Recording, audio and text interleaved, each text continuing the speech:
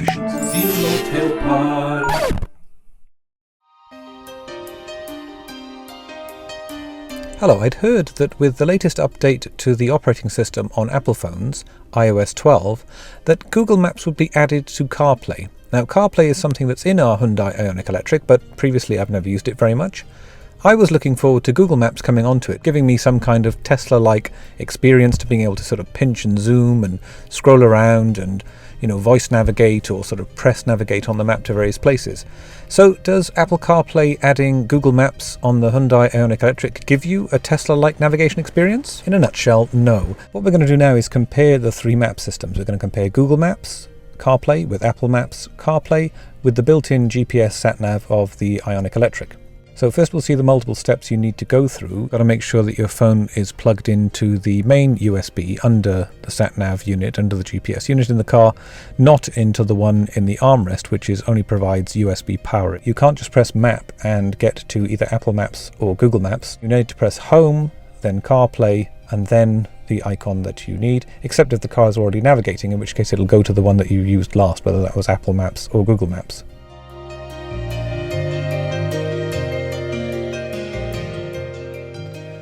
Now, the IONIQ's built-in sat-nav or GPS has no pinch to zoom, and you can't touch on particular parts of the map to navigate to them. You use the dial here near the display to zoom in and zoom out, and you can zoom quite far in, and you can zoom quite far out as well. I've got the 3D view here selected on the maps. Then when you activate the nav and you're trying to select a destination, just before you actually say set a destination, you can zoom around, scroll around the screen a bit, but it's very messy when you do that. Now in Apple Maps, which we're pressing Home, and then the Apple CarPlay button, and then we've got Apple Maps on the screen. To zoom in and out, you have to kind of select the icon there, and then press the minus and press the plus and so on. Again, with this, there's no kind of pinch to zoom or anything, but the buttons here, they're sort of a bit sensitive outside the actual button locations, so you can move around a little bit like that. In the Google Maps, in the CarPlay, there's similarly no pinch to zoom. And you can't press anywhere to select a particular destination like you can in a Tesla. You can't do that. So you press the icon again there, and then you can navigate around with the arrow buttons, the sort of compass direction arrow buttons, and zoom in and out with the plus and the minus. So it's a bit clumsy, but it does actually work. But it's not as fluid as pinching and zooming by a long shot.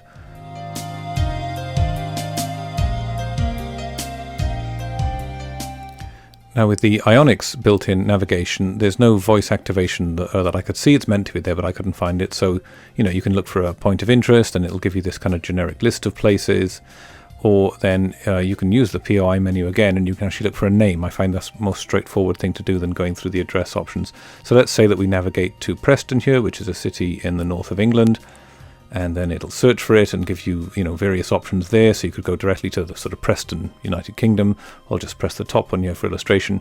And then as you set that as destination, you see that it gives you the various, the overview view of it, and you can start that. And then if you, you zoom in and out, you can see that the route that it actually looks like on the map.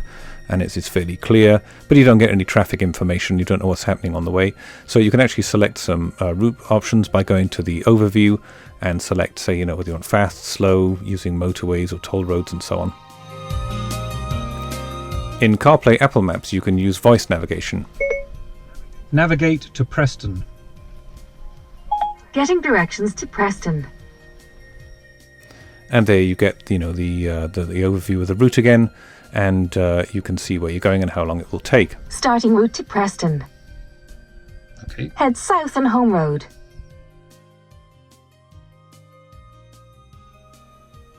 So again, you can zoom out here to see the overview of the route. And you can look around. It's a little bit clumsy. Oops. Yeah, But if you zoom in with the Apple Maps, you can actually see the traffic conditions at your destination.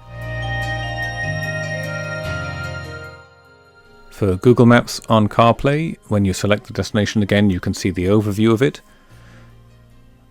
And then you can press more routes to get, this is simpler than doing the kind of route information, route options thing in the built-in sat-nav. You can see the different options that you've got for the route and visually what it looks like much quicker. Manchester.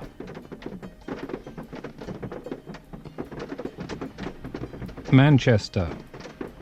But I didn't find the voice options navigation here that worked at all. So I went add destination instead, and then searched. It's the, yeah, here we go. No, not Manchester. Manchester. Yeah. And that gave it to me, but I think the rain was affecting the microphone pickup in the car. It was heavy knocks of rain on the route. Now, the interesting thing to note here is that it tried to take me not out of the main exit here of this supermarket, but across a canal where there was no road, and then onto a sort of delivery entrance or exit of the supermarket.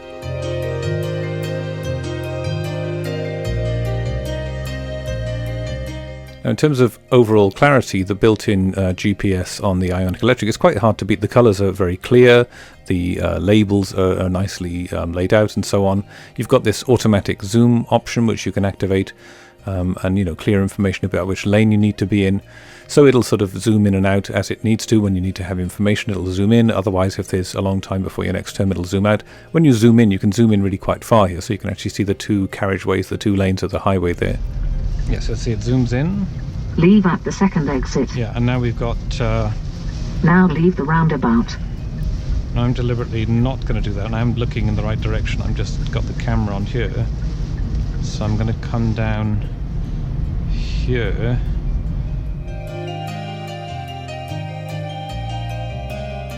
And then you get this nice sort of, dual layers of information where you know your current turn and the turn that's coming up. And I find that particularly when it's quite close, it's quite useful. And you get this zoomed in view as well of either overhead gantries on motorways when you have to make, lane changes and lane decisions, and information about your destination too. Apple Maps. So we can do it now in the car. Navigate to Preston. Getting directions to Preston. So then we get the Siri voice, and we'll do go. Starting route to Preston. In 1 mile, take exit 12 onto A682. So the voice is quite clear, but and the map design's okay, but it's not as crisp and as clear as the built-in system by a long shot. And it does give you, the information about which lane you need to be in, when you're turning off, which lane you need to be in to make the exit. So that's pretty good.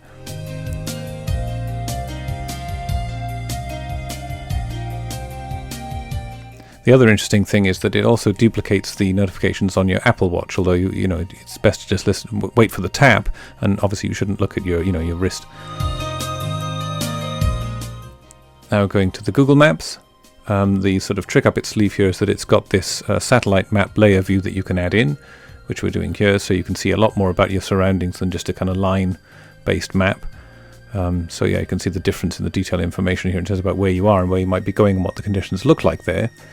But beyond the kind of novelty of seeing it there on the little screen in the IONIQ Electric, and it sort of turns as you turn the car, the names and labels are not very clear, and it's probably, it's too much information given the size of the screen and the way that they've laid it out, that, past the novelty of looking at it, and you can see little bits of traffic information, it doesn't give you the haptic feedback on a watch either.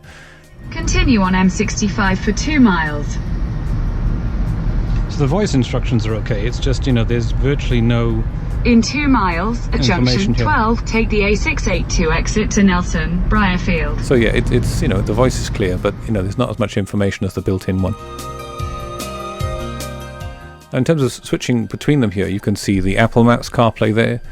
So you can see the design of that's kind of very blue sort of design.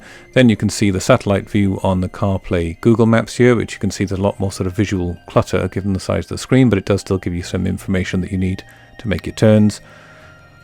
And then if we switch from the satellite Google Maps CarPlay view, where you can see traffic information, so you could make decisions based on that, I guess, to the IONIQ map view here, because there's not a route selected, we don't see any traffic information there, but if it was, it would just be like a red line by the side of the road, and not the kind of detail we're seeing in the Google Maps.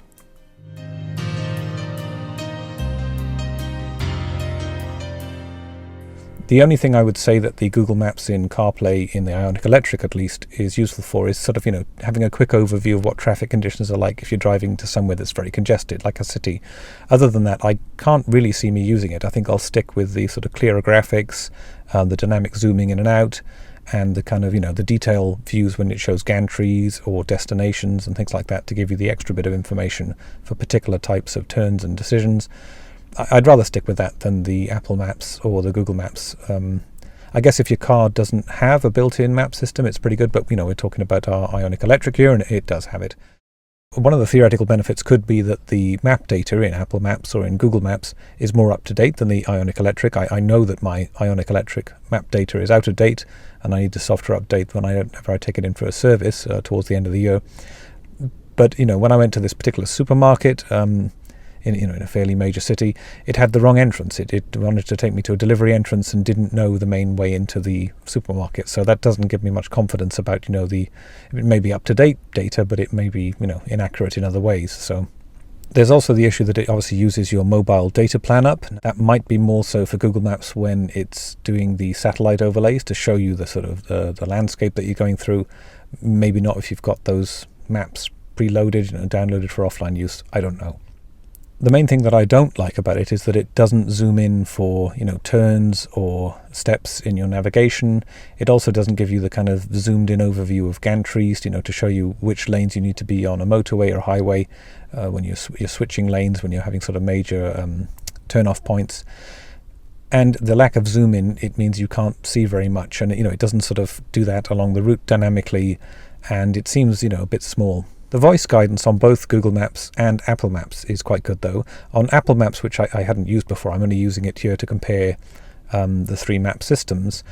The good thing about the Apple Maps is that it gives you a tap if you're wearing an Apple Watch as well, sort of multi-stage haptic tap, to just before the instruction comes. So you kind of know you're waiting for an instruction before the voice instruction comes. And I think that's quite nice. As long as you know that's what's happening and not something else, then that's actually quite nice.